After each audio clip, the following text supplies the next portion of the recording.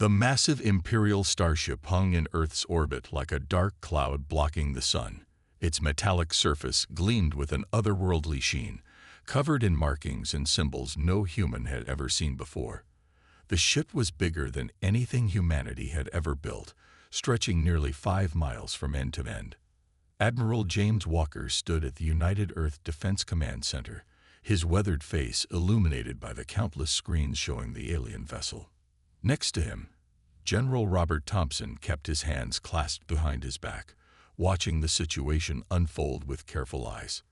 "They're broadcasting again," announced Lieutenant Mike from his communication station. Same message as before. The alien transmission echoed through the command center's speakers.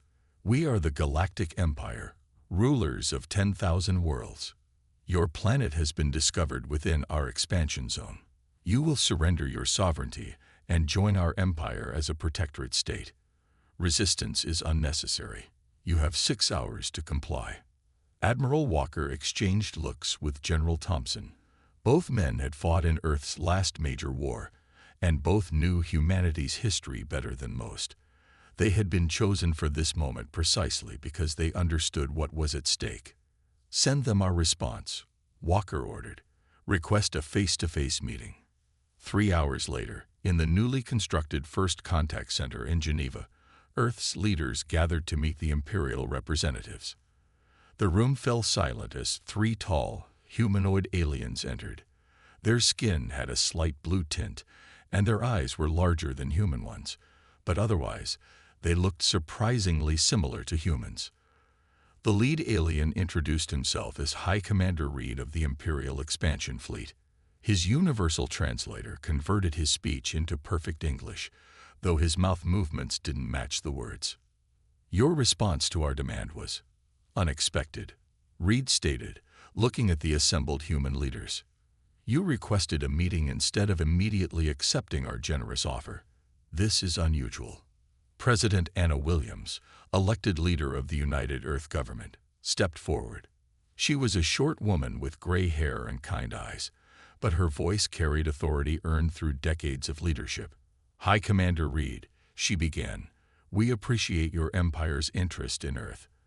However, before you make any decisions, we believe it's important for you to understand something about humanity." Reed's expression showed mild curiosity. "Understanding is unnecessary. We have conquered thousands of worlds. All species eventually accept our rule. It is inevitable." That's when something unexpected happened. Several of the human leaders started laughing. Not mocking laughter, but genuine amusement, as if they knew something the aliens didn't. Reed's translator must have had difficulty processing this reaction, because he and his companions looked confused. "You find this amusing?" Admiral Walker stepped forward. "High Commander, how many wars has your empire fought?" "We have conducted 312 successful planetary integrations," Reed replied proudly. "No," Walker shook his head. "I mean real wars. Species fighting back, massive casualties on both sides, years or decades of conflict." "Such resistance is rare," Reed answered. "Most species understand the futility of fighting the Empire." President Williams smiled sadly. "Then let us share something with you. In the last century alone, humanity has fought 3 global wars.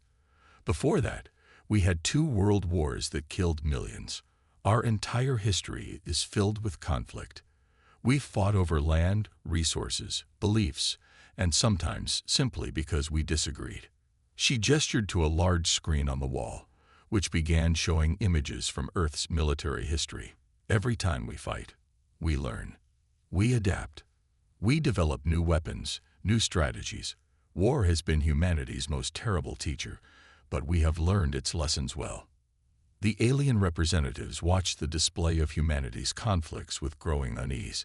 They saw nuclear weapons, guerrilla warfare, cyber attacks, and space combat simulations. "This is why we asked for this meeting," President Williams continued. "Not to surrender, but to warn you. If you force this conflict, you will be fighting an enemy unlike any you've faced before. We don't want war, but if you start one, we will finish it. The room fell silent. High Commander Reed's expression had changed from confident to concerned as he processed this information. "You are threatening the Empire?" he asked, his voice carrying the hint of disbelief. "No," Admiral Walker replied calmly. "We're warning you. There's a difference. The choice is yours, High Commander. We're happy to discuss peaceful relations, trade agreements, and cultural exchange. But if you're determined to demand our surrender..." He let the sentence hang unfinished. The first seeds of doubt had been planted in the Empire's representatives. They had come expecting another easy conquest, but instead found something very different. What they didn't know yet was that this meeting would mark the beginning of a change that would reshape the galaxy.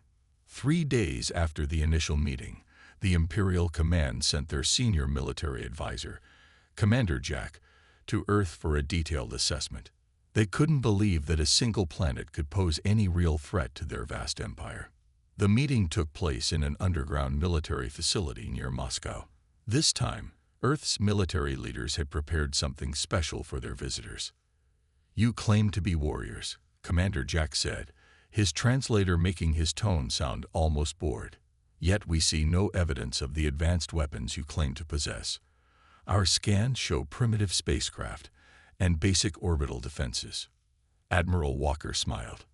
"Tell me, Commander, has your empire ever heard of something we call hidden infrastructure?" Before the alien could respond, General Thompson pressed a button on his tablet.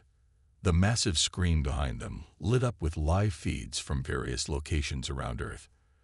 Underground bases, hidden shipyards inside mountains, submarine facilities beneath the oceans, and orbital platforms disguised as space debris all appeared simultaneously. "This is just what we're willing to show you," Thompson explained. "Every time your ships scan our planet, they see what we want them to see." Commander Jack's expression remained neutral, but his third eye, something the humans had learned indicated stress in his species, began to twitch slightly. "Let me show you something from our history," Walker continued. He brought up footage from Earth's last major conflict, which had ended just 5 years ago. "We call this adaptive warfare." The screen showed soldiers using neural-linked combat suits, swarms of microdrones that could strip a tank bare in seconds, and AI-guided weapon systems that could think and adapt faster than any organic being. "But that's not what makes us dangerous," President Williams added, joining them in the facility. "Show them the Mars incident." The display changed to show footage from 3 years ago, when Earth had faced its first extraplanetary crisis.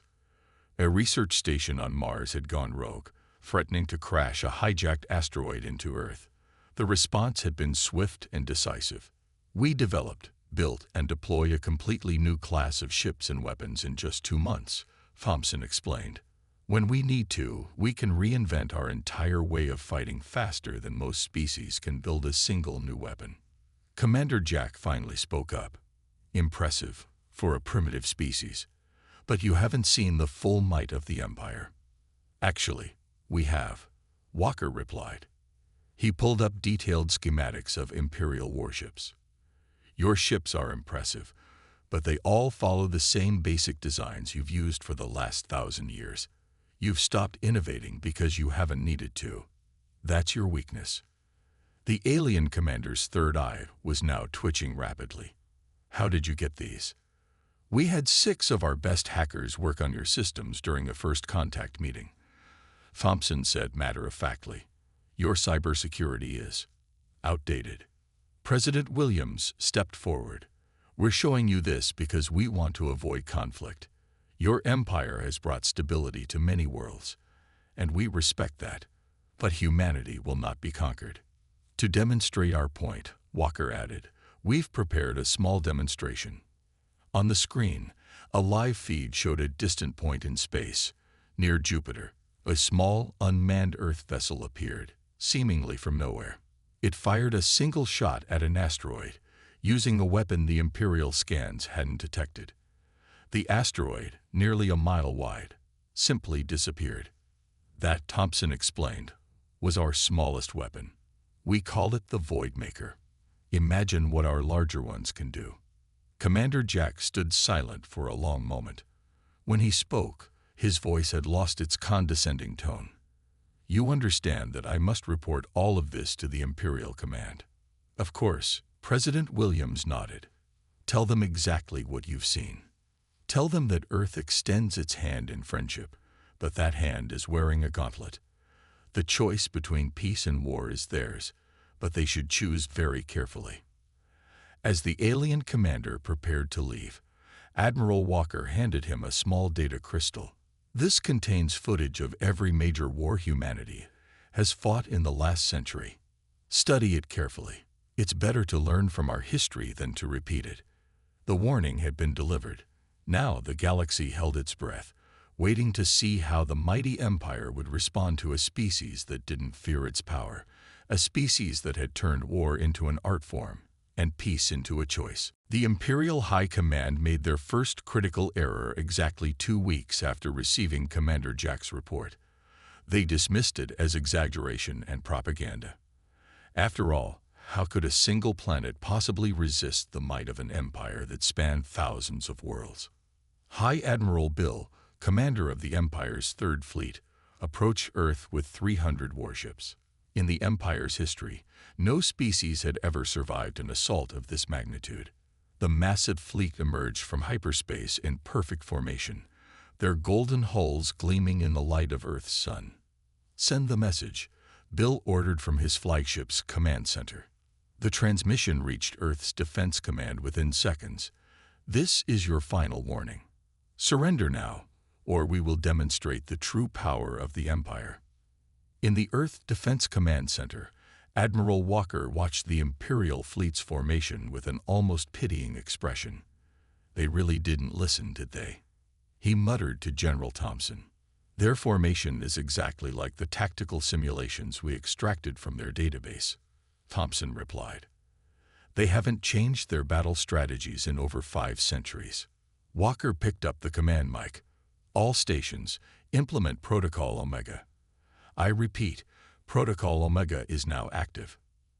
At first, nothing seemed to happen. The Imperial fleet maintained their position, their weapons charged and ready. High Admiral Bill waited for Earth's response, expecting either immediate surrender or a futile show of resistance.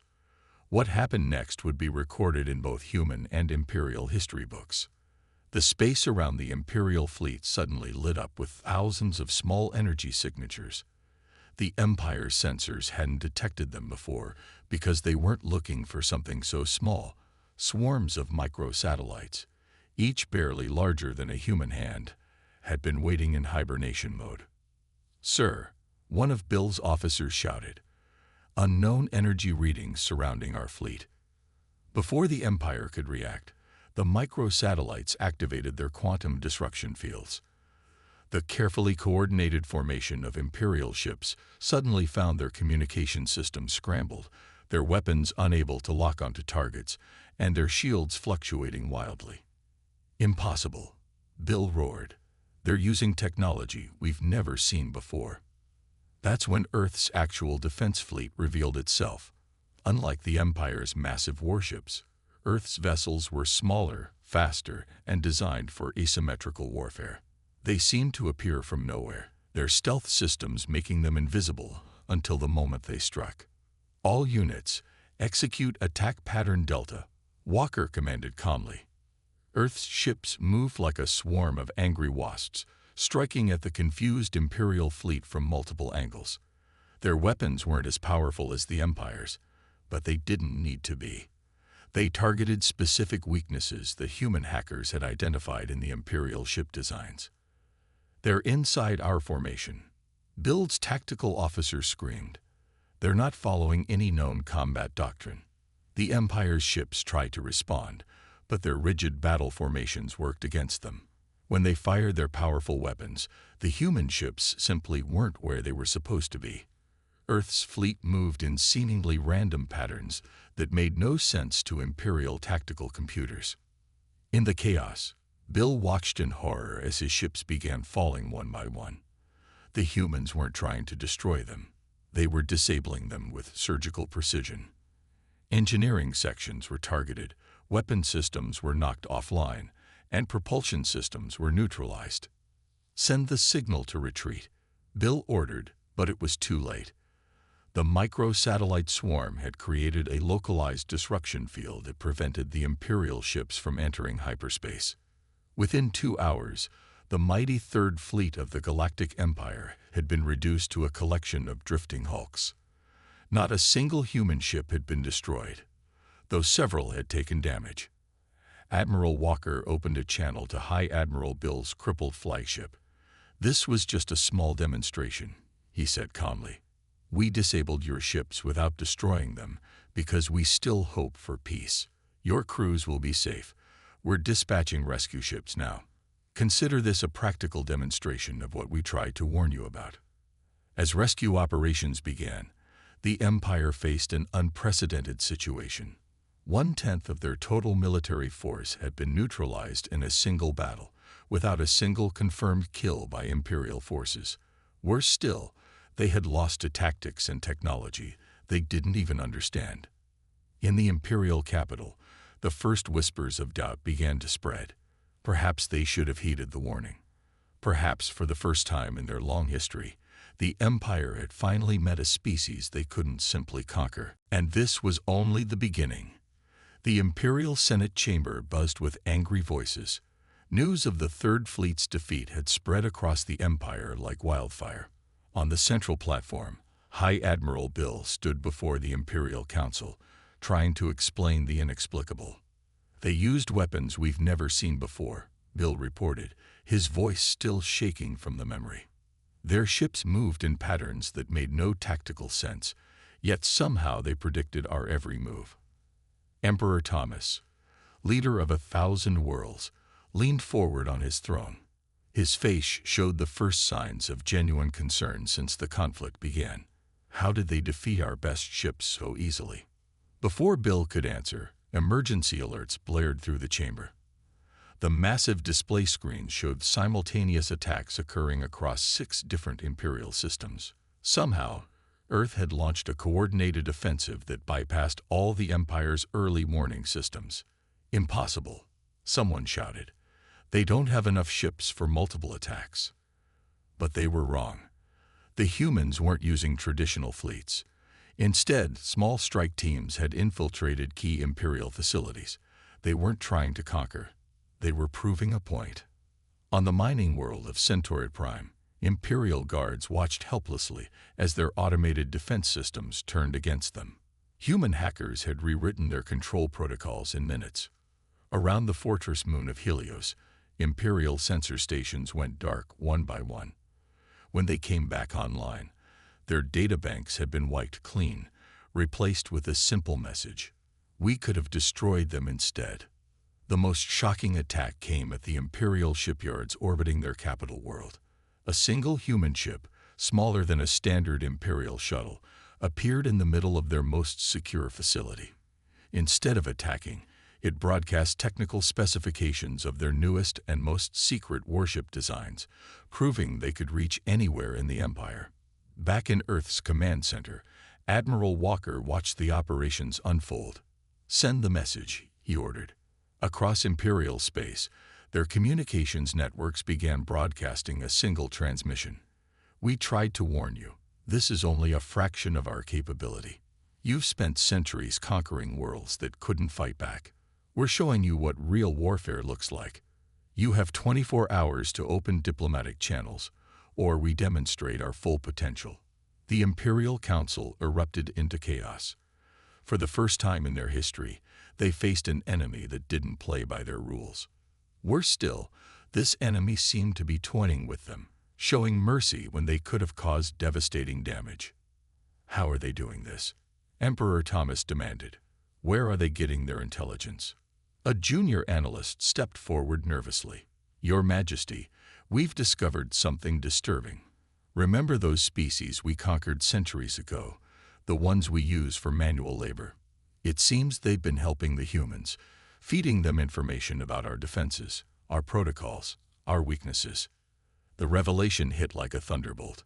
The Empire had been so confident in their superiority that they'd never considered their subjugated species might assist a potential liberator. Meanwhile, Earth's allies grew. Species that had suffered under Imperial rule saw hope for the first time. Secret resistance movements, dormant for generations, suddenly became active again. The Empire's grip on its vast territories began to weaken. Admiral Walker received reports from across Imperial space. Their strategy was working. By demonstrating their capability without causing massive destruction, they were showing both strength and restraint, a combination the Empire had never encountered before. "Sir," Lieutenant Mike reported, "we're detecting massive fleet movements. The Empire is mobilizing everything they have." Walker nodded. As expected, they still think this is about military might. They haven't realized that we're fighting a completely different kind of war. General Thompson studied the tactical displays. Their entire military doctrine is based on overwhelming force. They don't understand that we've already changed the rules of engagement. In the Imperial Palace, Emperor Thomas made a decision that would change the course of galactic history. "Launch everything we have," he commanded. "Every ship, every weapon. We will not be humiliated by a single world." But as the Empire prepared its massive counterattack, they failed to realize one crucial thing. Humans had spent centuries practicing the art of war, while the Empire had only practiced conquest. The difference was about to become devastatingly clear. The true test was about to begin, and nothing in the galaxy would ever be the same. The Empire's massive counterattack should have been their moment of triumph. Instead, it became their greatest lesson in human warfare. The Imperial War Fleet, nearly 10,000 ships strong, emerged from hyperspace in Earth's solar system. They had abandoned their usual precise formations, trying to adapt to human tactics, but they had already fallen into a trap they couldn't see. "Look at them scrambling to be unpredictable," Admiral Walker mused, watching the Imperial fleet's chaotic approach. "They're like children trying to run before they can walk." Earth's defense platforms remained silent. Their fleet stayed hidden. The Empire's massive armada moved cautiously through the solar system, expecting an ambush at any moment. The tension grew with each passing hour. "Send the package," Walker ordered. Deep within the Imperial fleet, something impossible happened. Every ship's computer system simultaneously received a data burst that bypassed all their security. On their screens, a simple message appeared. "We've controlled your ships for the last 3 hours. Look what we can do." To demonstrate, the engines on every Imperial vessel activated at once, making their ships dance in space like puppets on strings. The Empire's best technicians tried desperately to regain control, but they were locked out of their own systems. How? Emperor Thomas demanded from his flagship's bridge. How did they infiltrate every ship simultaneously? The answer came from an unexpected source. One of his servant aliens, a member of a species conquered centuries ago, stepped forward. "They didn't have to infiltrate today," the servant explained. "They've had access for weeks. Those repair protocols you uploaded after the first battle. They contained hidden code. You did this to yourselves." On Earth, Walker opened a direct channel to the Emperor's flagship. "Your Majesty," he said calmly, "we need to talk about the fundamental difference between our species. You see, humans don't just fight wars. We study them. We learn from them. Every conflict teaches us something new." As if to emphasize his point, small objects began appearing throughout the Imperial fleet. They were the quantum disruptors from the previous battle, but now they were different. Evolved, improved. "Notice how they're more efficient now." Walker continued. "We redesigned them based on data from our last encounter. That's what humans do. We adapt. We improve. Every time you fight us, we get better." Emperor Thomas watched in growing horror as his mighty fleet hung helpless in space. "What do you want?" he finally asked. "The same thing we wanted from the beginning. Peace, but real peace, not submission. We've proven we can defeat you. Now we want to show you something even more important: how to be better." Walker pressed a button, and suddenly all the Imperial ships regained control of their systems. But now their computers contained something new. Complete technical specifications for defensive technologies they'd never seen before. Those are designs for planetary shield systems, Walker explained. More advanced than anything your empire has. We're giving them to you. Freely. Know why? Because humans learned long ago that the best way to prevent war is to make peace more profitable than conflict. The Emperor stared at the gift in confusion. You're giving us technology. After we tried to conquer you. Yes. Consider it a lesson in human nature. We can be your worst enemy or your strongest ally. The choice has always been yours. Throughout the Imperial fleet, soldiers and officers looked at their readouts in amazement. The defensive systems they were being offered would revolutionize their civilization, and the humans were just giving it away. One more thing, Walker added.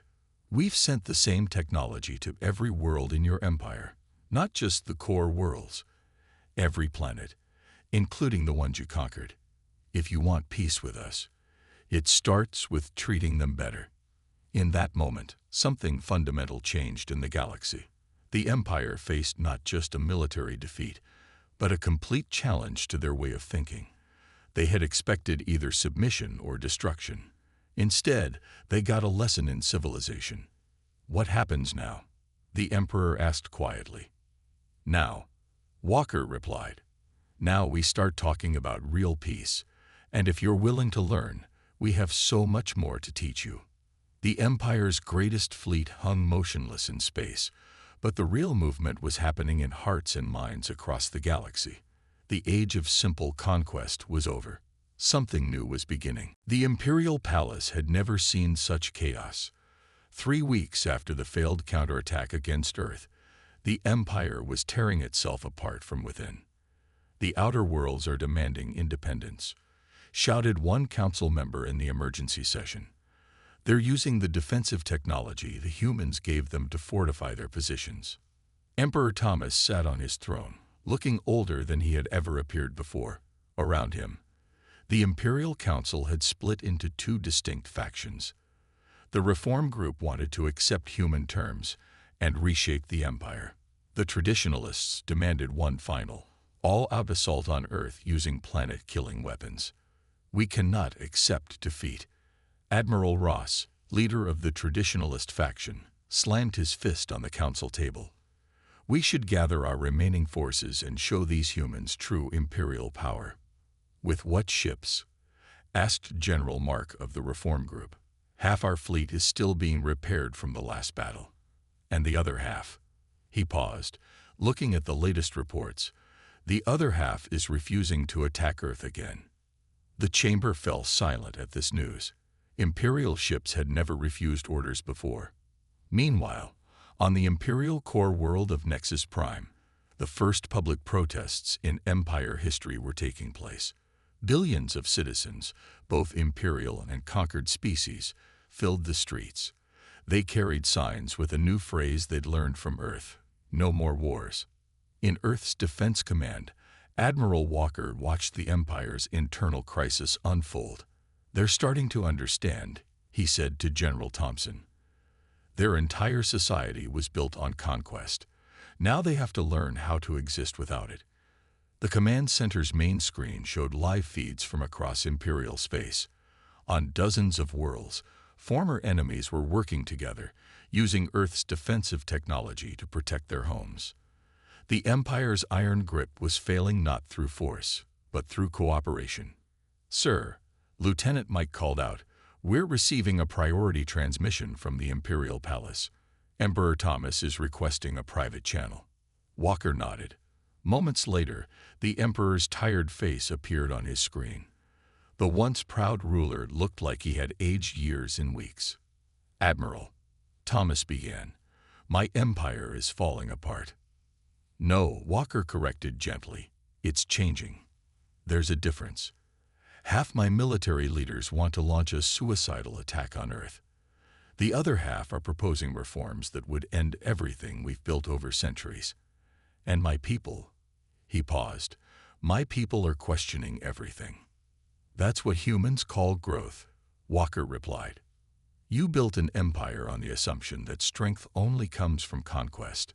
We're showing you there are other kinds of strength. On the Emperor's end, alarms suddenly blared. A junior officer rushed into view, whispering urgent news. Thomas's face paled. 3 more sector fleets have just declared their independence, he announced. They're calling themselves the Free Planets Alliance. Walker nodded calmly. Let them go. What? Let them go. Show them that you can adapt, that you can learn. The age of empires maintained by force is ending, but you can build something better. As if to emphasize his point, new reports flooded in. The outer worlds, using Earth's defensive technology, had created an impenetrable barrier around their systems. They weren't attacking the Empire. They were simply refusing to be controlled any longer. What does Earth want? Thomas finally asked, his voice heavy with resignation. The same thing we wanted from the start. Peaceful coexistence. But real peace, not just the absence of war. Trade, cultural exchange, mutual defense. We can help you transition from an empire of conquest to a federation of willing partners. In the Imperial Council chamber, the debate raged on. But now, even some of the traditionalists were beginning to see the truth. The humans hadn't just defeated them militarily. They had shown them a different way to exist. The choice is yours, Walker concluded. But remember, every passing day proves that your old ways don't work anymore. We've given your people a taste of freedom and cooperation. You can either help guide that change, or be swept away by it. As the transmission ended, Emperor Thomas stood alone in his chamber, facing the greatest crisis in Imperial history. But for the first time, he began to see it not as an ending, but as a beginning. The Empire was dying, but something new was being born. 1 year after first contact, the galaxy had transformed.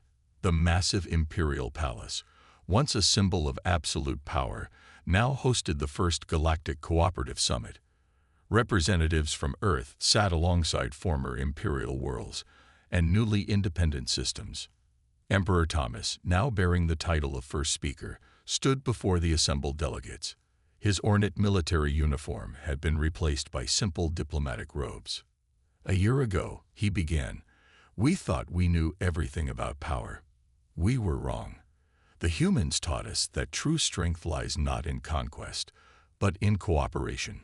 Admiral Walker, representing Earth at the summit, watched with quiet satisfaction. The changes across former Imperial space had exceeded even humanity's expectations. Former enemy species now worked together, sharing technology and resources freely. The final draft of the Galactic Charter is ready for signing, announced Director Mary, a former Imperial bureaucrat who had helped design the new system. All member worlds will have equal voting rights in the Council. The chamber erupted in applause. Species that had been enslaved for generations were now equal partners in galactic governance. Earth's influence had created something unprecedented, a true interstellar democracy. There are still challenges ahead, General Thompson noted to Walker. The traditionalist holdouts in the outer regions are learning, Walker finished. Every time they attack a protected world and fail, more of their ships defect to the cooperative. They're running out of both resources and resolve. The biggest surprise had come from the Empire's former servant species. Given freedom and access to technology, they had proven to be invaluable partners in rebuilding the galaxy. Their centuries of accumulated knowledge, combined with human innovation, had accelerated development across all worlds. The trade reports are in, Lieutenant Mike reported, handing Walker a datapad. Economic growth across member worlds is up 300%. Turns out peace really is more profitable than war. On the main display, ships from 100 different worlds moved peacefully through space. The new defensive systems meant no one could easily attack anyone else, so they had all turned to trade and cultural exchange instead. You know what the best part is, Walker said to Thompson. We never had to destroy them to win. We just had to show them a better way. First Speaker Thomas approached the Earth delegation. "There's something I've been meaning to ask," he said. "Did you plan this from the beginning? Did you know your warning would lead to all of this?" Walker smiled. "We knew that any species advanced enough for interstellar travel had to have the capacity for reason. We just had to remind you of it." The summit's final act was the signing of the Galactic Charter. One by one, representatives from each world added their marks to the document. Earth signed last, symbolically completing the transformation from conflict to cooperation. "Let the history books record," Thomas announced, "that the Empire didn't fall. It evolved, and we are all better for it." As the ceremony concluded, news came in from across the galaxy. The last traditionalist fleet had surrendered, requesting membership in the cooperative. The age of imperial conquest was officially over. "What now?" Thompson asked Walker as they prepared to return to Earth. "Now comes the interesting part," Walker replied. "We've helped create something new in the galaxy. Our job is to make sure it grows wisely." The massive view screen showed thousands of ships departing the summit, each heading home to spread the news. Former Imperial vessels flew alongside Earth ships and those of newly free worlds. Their different designs reflected their different origins, but they all moved together in harmony. "You know," Thomas said, joining them at the viewport, "when you first warned us to run, we thought you meant from your weapons. But you were really telling us to run from our own outdated ideas." Walker nodded. "The hardest enemy to defeat is often our own preconceptions. Humanity learned that through centuries of war. We just helped you learn it a bit faster." As the last ships disappeared into hyperspace, the galaxy entered a new era. The Empire that had never faced war with humans had received their warning. Instead of running from humanity, they had run alongside them, toward something better. And in the end, everyone had won. The beginning.